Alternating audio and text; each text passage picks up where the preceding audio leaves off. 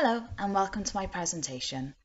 My name is Billie-Jade and over the next quarter of an hour I will examine the impact of noise pollution on non-captive whales. Once I have outlined the origins of whales and their characteristics, I will then discuss some of the main anthropogenic threats to their existence before focusing specifically on ocean noise pollution and its damaging physical and psychological effects. I will then consider what can be done to rectify the impact of noise pollution in order to improve the overall welfare of non-captive whales. Whales are part of the cetacean family, along with dolphins and porpoises. Cetaceans are said to have originated from land mammals over 50 million years ago during the Eocene epoch. While early cetaceans derived from terrestrial atriodactyls and were therefore amphibious, modern cetaceans now live in aquatic habitats. Whales are unable to survive out of water for long periods of time and therefore travel to the ocean's surface to breathe, with the frequency of their need to do so depending on the species. While whales vary in size, they are relatively similar in shape, possessing torpedo-shaped bodies that are almost entirely hairless. Members of the whale family include the blue whale, the largest animal known to have existed, as well as one of the world's rarest marine species, the spade-tuft beaked whale.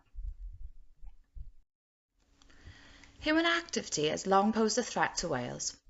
The worldwide commercial whaling industry of the 20th century drove species such as the blue whale to the brink of extinction, with an estimated 340,000 killed in the first half of the 20th century alone. While people had been whaling for thousands of years prior to the 1900s, technological advancements transformed commercial whaling into a multi-million-dollar industry, with scientists estimating that more whales were hunted in the early 1900s than in the previous 4 centuries combined. Despite a pause on the activity by the International Whaling Convention in 1982, commercial whaling is still undertaken by 3 countries today, killing thousands of whales for their meat and body parts. Today's whales face numerous non-hunting related anthropogenic threats. These include, but are not limited to, climate change, the loss of habitats and food sources, ship collisions and fish and net entanglement, also known as bycatch. Various forms of man-made pollution are also impacting the health and mortality of whales and other marine animals, with plastic and concentrations of chemicals such as polychlorinated biphenyls, also known as PCBs, now commonly found in oceans around the world. 69 out of the 90 cetacean species are reported to have been affected by marine debris pollution, with at least 48 species shown to have ingested it, with this having the potential to cause painful internal injuries that can prove fatal.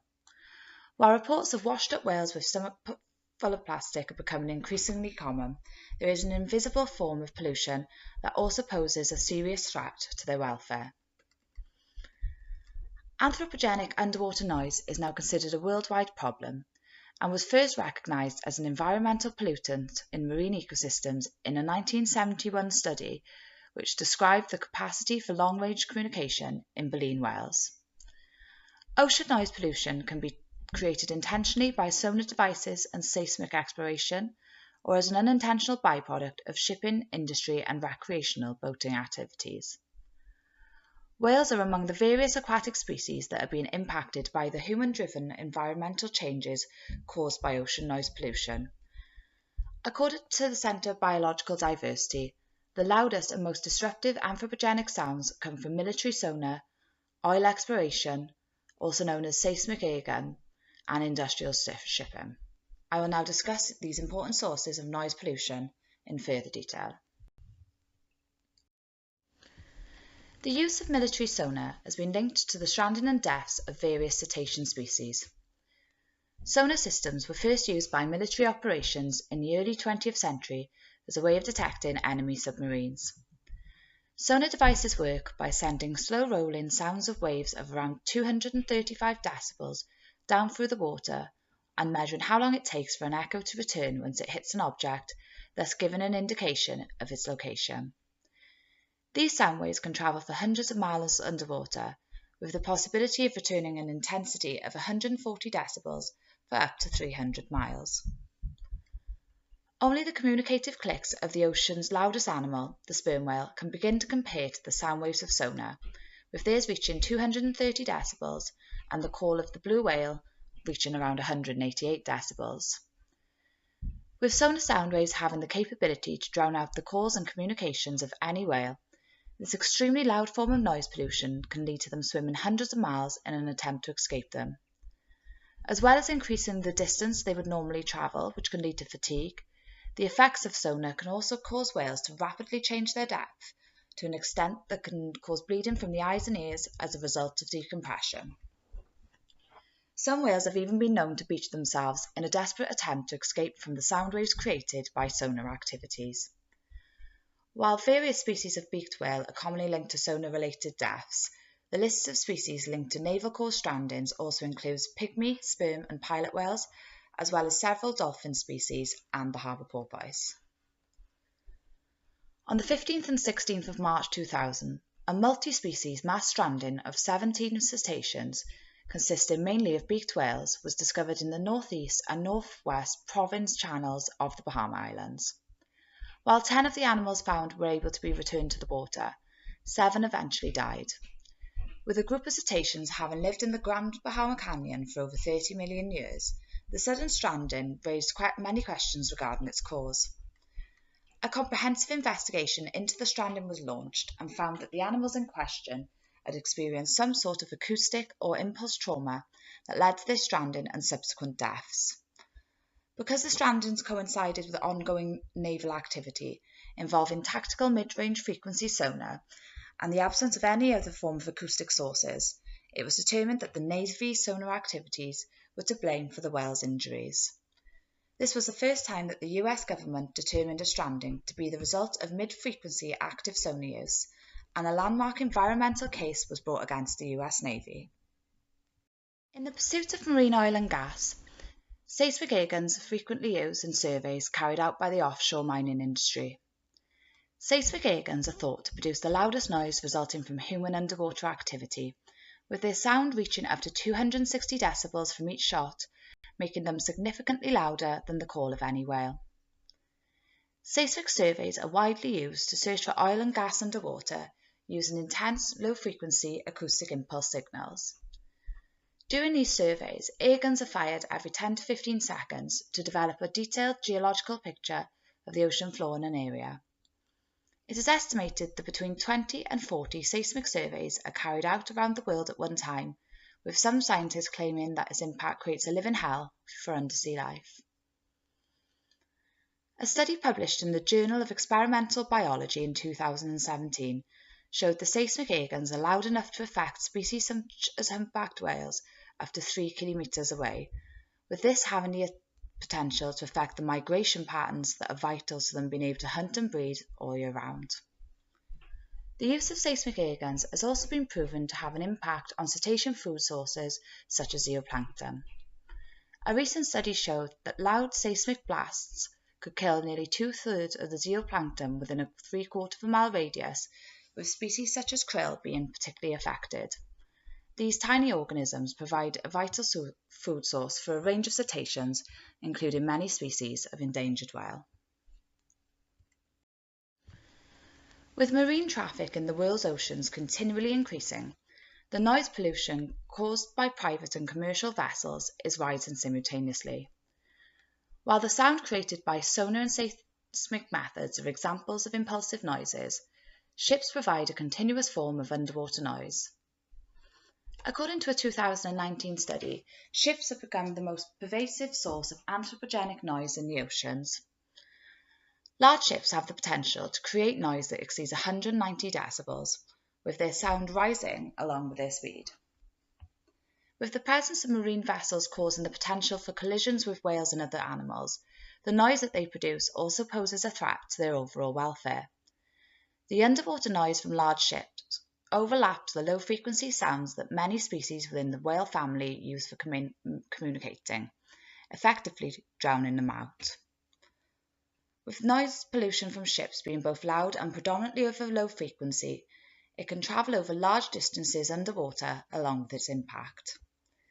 The adverse effects that shipping traffic has on whales was accidentally discovered in 2001 when commercial shipping was brought to a standstill following the 9/11 terror attacks. This slowdown led to a significant decrease in underwater noise, which later coincided with a reduction in stress-related hormones in the faeces of North Atlantic right whales that were being studied by scientists at the time. The welfare implications of noise pollution are particularly damaging for whales as they're highly dependent on sound rather than sight as their principal sense. Ocean noise pollution has the potential to affect all aspects of a whale's life, with them relying on sound to find and hunt prey, communicate with other members of their species, and navigate their surroundings. The presence of underwater noise can also lead to an increase in signs of aggression in whales, frustrated by the fact that their calls cannot be heard by others.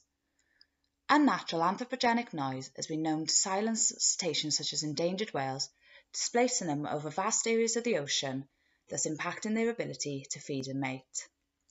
Species such as the humpback whale sing complex mating songs that have regional dialects, and therefore need to be heard in the correct area of the ocean in order for them to find a mate.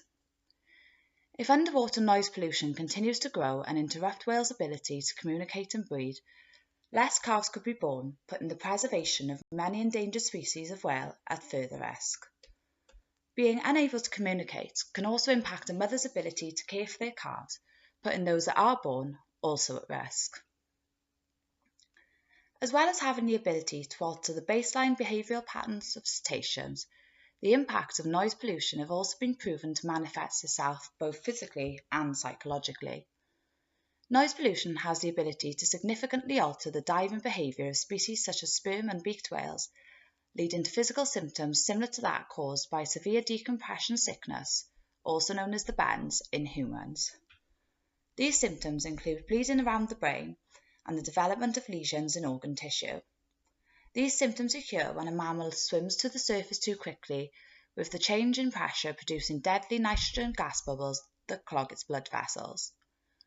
Several post-mortem examinations carried out on beach whales have shown signs of noise-related hemorrhaging, with the presence of blood clearly visible on the ears of 14 beaked whales that washed ashore on the Canary Islands in September 2002. Environmental noise has also been linked with increased stress hormone levels in whales. The effects of noise-related stress can lead to whales frantically making decisions that can ultimately lead to their deaths, as shown by the Bahamas strandings of 2000 and many similar cases that have been reported since. Noise pollution posing a serious threat to various species already endangered as a result of environmental factors, there are practical measures that can be undertaken to mitigate the risk it poses to the welfare of whales. Organisations such as the International Fund for Animal Welfare are calling for speed restrictions on industrial ships, which would limit the amount of noise pollution they create. Vessels can also be made quieter by elevating engines off the ship floor or by using propellers that are designed to reduce the creation of loud popping bubbles. The air guns used in seismic surveys have the potential to be replaced with underwater vibrators that create a much smaller sound footprint and a lower peak pressure. Restricting naval sonar activities in areas where whales are known to be is also another option. Back in 2015, the US Navy agreed to limit its use of sonar in order to ensure that it wasn't inadvertently harming whales and dolphins in the waters off the coasts of Hawaii and California. If operations around the world to adopt a similar approach, the noise pollution caused by such activity is likely to decrease. Conducting thorough surveys of areas mapped out for oil, gas or sonar activity is crucial to ensuring that any potential damage to whales can be rectified before it happens. Strengthening existing marine protection areas and creating more is also being called for by many conservation organisations such as the Worldwide Fund for Nature. Marine protection areas restrict human activity in areas of the ocean for conservation purposes in order to protect wildlife. While there is an existing network of marine protection areas covering around 4% of the world, many are in poor condition and are not being managed efficiently enough to ensure their purpose.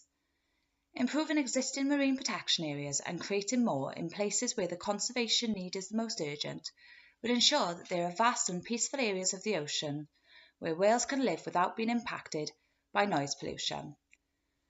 As is often the case in matters of conservation, limiting the effects of noise pollution on whales is likely only to happen if their welfare is made a higher priority than the potential rewards of anthropogenic beneficial activities by industries, governments, and people around the world. Thank you very much for listening.